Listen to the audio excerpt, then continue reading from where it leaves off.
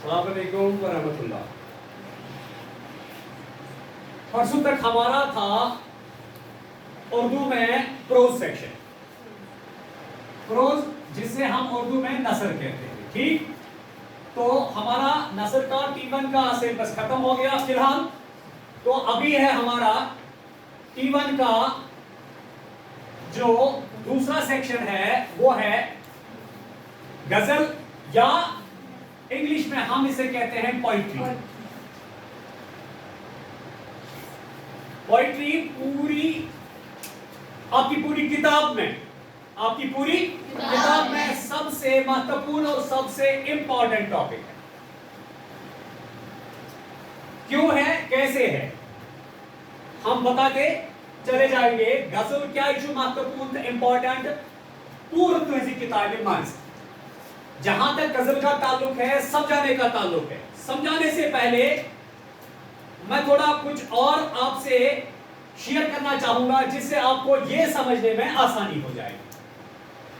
क्योंकि तुझी खतर छो, तुझी क्लास मुताबिक छो, तुझी खतर यो आप नो आप टॉपिक आप जिसको ताइमिन तामत आशो ज़हन से आमुद, तो इसलिए हम कोशिश करेंगे इसको विस्तार से समझाने की। तो मगर इसको समझाने से पहले हमें 5 साल नहीं, 10 साल नहीं, लगभग 3 सदियां पीछे चले जाना, यानी 17वीं सदी में हमें घुसना है। 17वीं सदी में हमें घुसना है ताकि हमें पता चले, ताकि हमें इसको समझाने की सीढ़ी मिले, हम यूं कह सकते हैं, ताकि ऐसा लगे हेयर को आई थी ये हेयर पाए खसो पर लास्ट करता है इसकी गजल गई क्या। ये नसर पोर्शन जो दलील की सूरत में होता है, कहानी की सूरत में होता है, तो उसके अपोजिट में जो आता है वो आता है हिस्से नज़म। हिस्से नज़म में सबसे महत्वपूर्ण जो उन्वान होता है, उन्वान या हम कहेंगे सिनफ, उतने पायदान कोई आगे गया ही नहीं उर्दू अदब के तमाम असनाफ में। उर्दू अदबस मंजो यम ते असनाफ छो तिमन मंज गोवनी त्यूत का ब्रोट, तिमो मंज गोवनी त्यूत का मशहूर यूता ये गजल गौ टिल नाउ छो यू वकी नस बहुत ही मशहूर मारूफ या सिनफ मानी जाती है। तो 17वीं सदी में जब हम घुसते हैं तो पूरी दुनिया की तरफ जब हम नजर दौड़ाते हैं तो खुसूसन उस मुल्क की तरफ नजर दौड़ाते हैं जहां से ये होके आई है गजल। सुगाओ गजल के बारे में कहा जाता है कि ये अरबी लफ्ज है। गजल के बारे में कहा जाता है ये अरबी लफ्ज है, इसलिए अगर ये अरबी लफ्ज है इसका मतलब यही है, शायद वही इसका मार्कस है, शायद वही इसका सोर्स है, और हकीकत भी यही है। अरब से होते होते होते होते ये हिंदुस्तान में घुसी, इसलिए छुआ ऐसे अरब की थोड़ा तारीख उसको जानने की जरूरत है, अरब की शायरी को जानने की जरूरत है ताकि इसको समझने में आसानी हो जाएगी। 17वीं सदी में अरबों में एक शायरी राइज थी, एक किस्म की शायरी वजूद में आ चुकी थी। 17वीं सदी में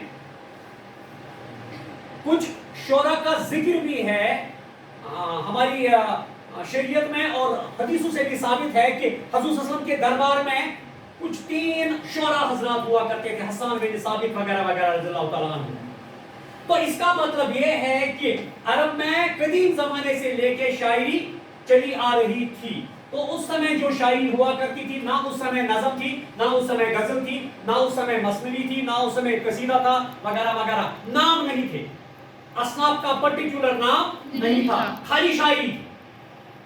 तो तारीख को पढ़ते पढ़ते जब हम गजल की खोज निकालते निकालते चले आते हैं अरब की तारीख, जब शायरी की तारीख पढ़ते हैं तो अरब की शायरी की तारीख में एक जगह लिखा है कि अरब में एक कबीला हुआ करता था जिसका नाम था अजरी। इस कबीले का नाम था अजरी। वहां पे कुछ लोग शायरी किया करते थे, वहां पे कुछ लोग शायराना अंदाज में बात करते थे। तो जब ये शायरी उनकी आगे चली फैलती गई, उस शायरी का नाम ही पड़ा طرح پھر ازری شاعری. تو اس سے یہ پتا چلتا ہے کہ شاعری کی شروعات سب سے پہلے عرب سے ہوئی لگ بھگ غالباً 17ویں صدی میں، پھر 10 سال ادھر 10 سال ادھر، مگر پکا ہے 17ویں صدی میں. تو اس سمے عرب میں قصیدے لکھے جاتے تھے. قصیدہ ہوتا ہے کسی کے بارے میں کچھ اشعار تعریفوں کے ذریعے کہنا، یا جنگوں کی طرف جب وہ چلے جاتے تھے ان کے اندر کچھ لوگ ایسے تھے جو شاعری کہتے تھے، وہ ایسے ایسے اشعار کہتے تھے جن سے لڑنے والے سپاہیوں کو جوش بڑھتا تھا. لڑنے والے سپاہیوں کو ان کے اندر جوش بڑھتا تھا، لڑائی کا جوش بڑھتا تھا، لڑنے کا جذبہ پیدا ہو جاتا تھا. تو اس سمے وہ ٹائپ کی شاعری تھی عرب میں. تو عرب سے پھیلتے پھیلتے یہ شاعری فارس میں پہنچ گئی اور ایران میں پہنچ گئی. کہاں؟ ایران میں پہنچ گئی. ایران سے ہوتے ہوتے یہ فارس میں پہنچی. فارس یکتوی ونان چھو انگریز پٲٹھۍ پرشیا، یکتوی ونان چھو پرشیا. تو عرب سے ہو کے ایران، ایران سے ہو کے فارس، فارس پٹھری آئی کیونکہ فارس کی لینگویج ہے فارسی. فارس کی لینگویج ہے فارسی یعنی پرشین سوری. تو فارسی سے یہاں پہ یہ اردو میں اس نے پرویش کیا. کیونکہ جب ہم شاعری کی طرف نظر دوڑاتے ہیں، سب سے پرانے شعراء حضرات جو تھے وہ فارسی میں شعر کہتے تھے. مولانا جامی ہے، مولانا رومی ہے، مولانا غزالی ہے، شیخ سعدی شیرازی رحمۃ اللہ علیہ، ایسے بہت سے شعراء حضرات ہیں جنہوں نے زیادہ تر شاعری کی ہے فارسی لینگویج میں. اس لیے اگر شاعری یعنی خصوصاً غزل ہمارے پاس پہنچی تو اس کی بھی خاص یہی وجہ ہے، یہ فارس سے آئی. گوڈنیت آئی فارسی اور شاعری، تو فارسی شاعری سے ہی اردو شاعری وجود میں آئی. اردو شاعری وجود میں آئی. تو جہاں تک غزل کا تعلق ہے، جہاں تک غزل کا تعلق ہے، تو جب فارس سے ہندوستان آئی تو ہندوستان میں سب سے پہلے دکن کا علاقہ جنوبی ہندوستان جسے ہم کہہ سکتے ہیں، تو آج کا یہ ساؤتھ انڈیا ہے. آج کا یہ ساؤتھ انڈیا ہے. کیونکہ کلی قطب شاہ ایک زمانے 17ویں زمانے میں بادشاہ ہوا کرتا تھا، اس سمے ہندوستان دکن میں. تو اس کے زمانے میں یہاں پہ اس کی شروعات ہوئی اس کے دور میں. تو اس سمے جو دکن کا سب سے مشہور شاعر تھا ولی محمد دکنی، ولی محمد دکنی. تو وہاں سے پھر کچھ اور شعراء حضرات اس کے ساتھ ملے جنہوں نے غزل کو آگے بڑھایا، جنہوں نے غزل کو آگے بڑھایا. آگے بڑھتے بڑھتے بڑھتے بڑھتے پھر یہ دلی پہنچی.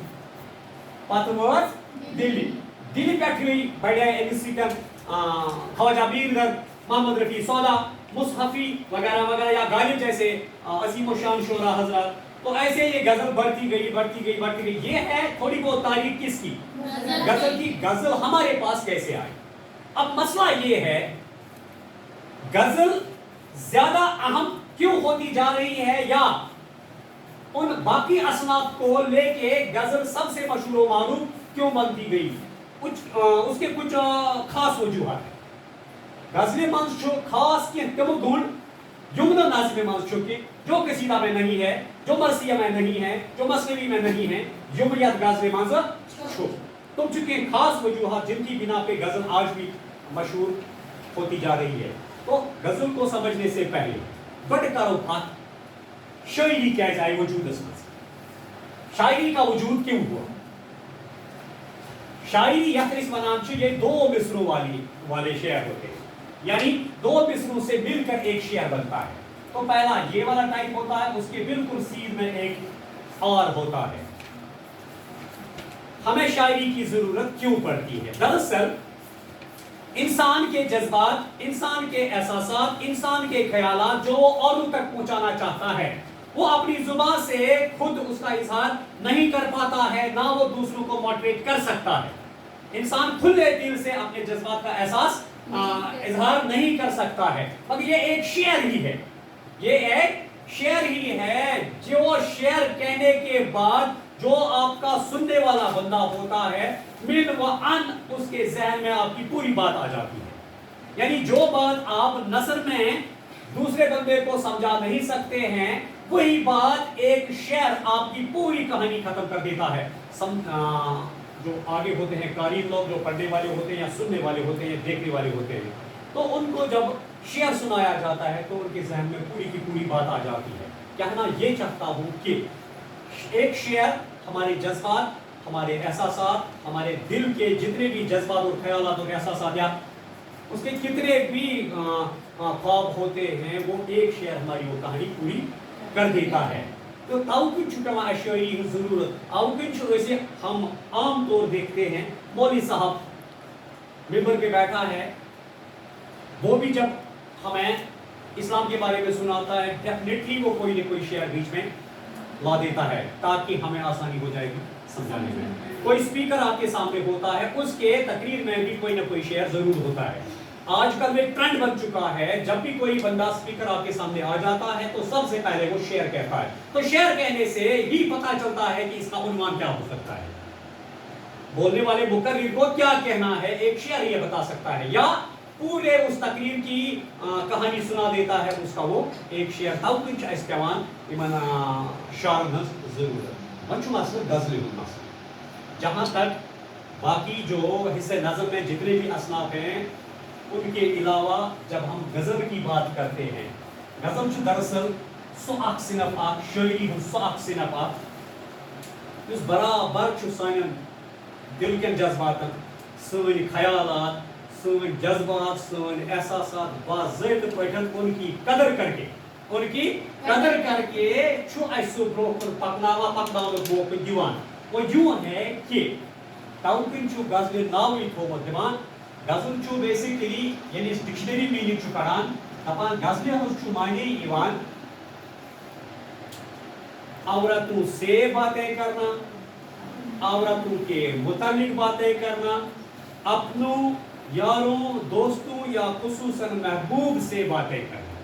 بکر گئی رپیٹ یہ کر غزلی چھو ہاوان میننگ دپان عورتوں سے باتیں کرنا، عورتوں کے متعلق باتیں کرنا، حسن و عشق کی باتیں کرنا، حسن و عشق کی باتیں کرنا، یاروں دوستوں اور اپنوں سے باتیں کرنا، یاروں دوستوں اور اپنوں سے باتیں کرنا. یہ اس کا لغت کا میننگ ہے، یہ اس کا لغت کا میننگ ہے.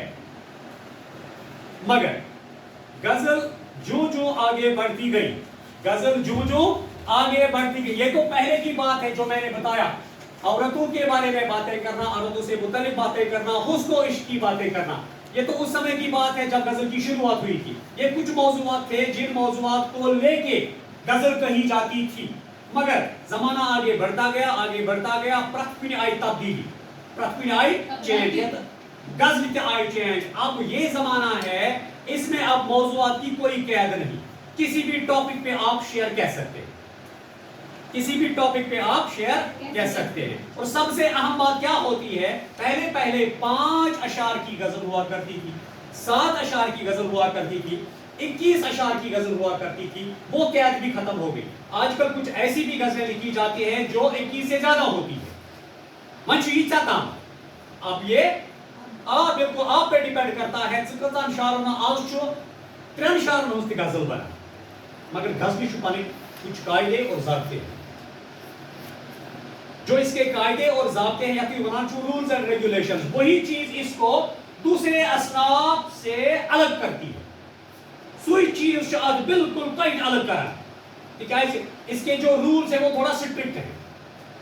نظم کو چھوڑو، مثنوی کو چھوڑو، قصیدہ کو چھوڑو، رباعی کو چھوڑو، ان سب کو چھوڑ کے جب ہم غزل کی بات کرتے ہیں اس کے تھوڑا سٹرکٹ ہیں قاعدے اور ضابطے.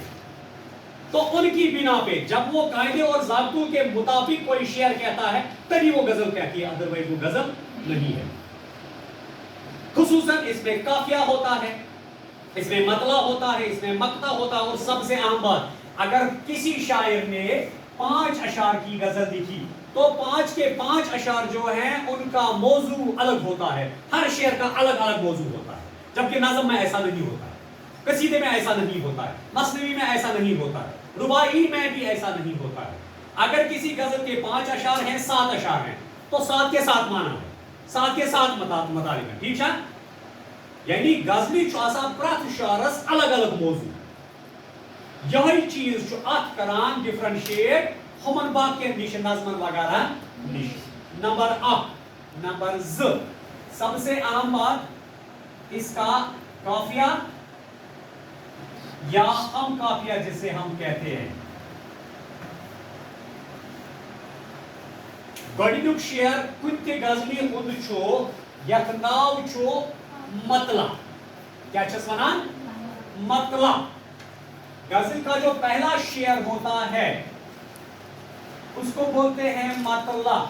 इसमें हम काफिया का होना जरूरी है, इसका हम काफिया का होना जरूरी है। अब इसके गजल के जो अपने रूल्स और रेगुलेशंस हैं, जो इसके अपने कायदे और ज़ाब्ते हैं, किस बिना पे हम इसको इस अशार की जो लाइन पड़ी है हम किस बिना पे इसको गजल कहेंगे, इसके कुछ कायदे और ज़ाब्ते हैं। अगर वो उन कायदों और ज़ाब्तों के तौर बिल्कुल उस सीढ़ी पे उतरते हैं तिल छुस गजल। अदरवाइज अगर तम रूल्स एंड रेगुलेशन ख्याल थोमुत कि तिल गजल की। सबसे अहम बात यह चीज कि कितने भी अशार की गजल हो तब प्रत शारस डिफरेंट, तब लेखान गजल हंदिस प्रत शारस अलग अलग डेफिनेशन, हम अलग अलग शरा लिखते हैं हर शेयर का। वही अपने रूल्स की मतला क्या वो, मक्ता क्या वो, तखल्लुस क्या वो, बैत गजल क्या वो, शाह गजल क्या वो, इससे भाई बहन हम कल इंशाल्लाह बात करेंगे। तो फिलहाल वो आज इतना आप ध्यान में रखें। और सबसे अहम बात ये है कि मैंने जो कहा आप घर में किताब भी खोल सकते हैं ताकि आपके जहन में पूरा का पूरा ये बैठ जाएगा। फिलहाल आज के लिए इतना, बाकी इंशाल्लाह कल बात करेंगे।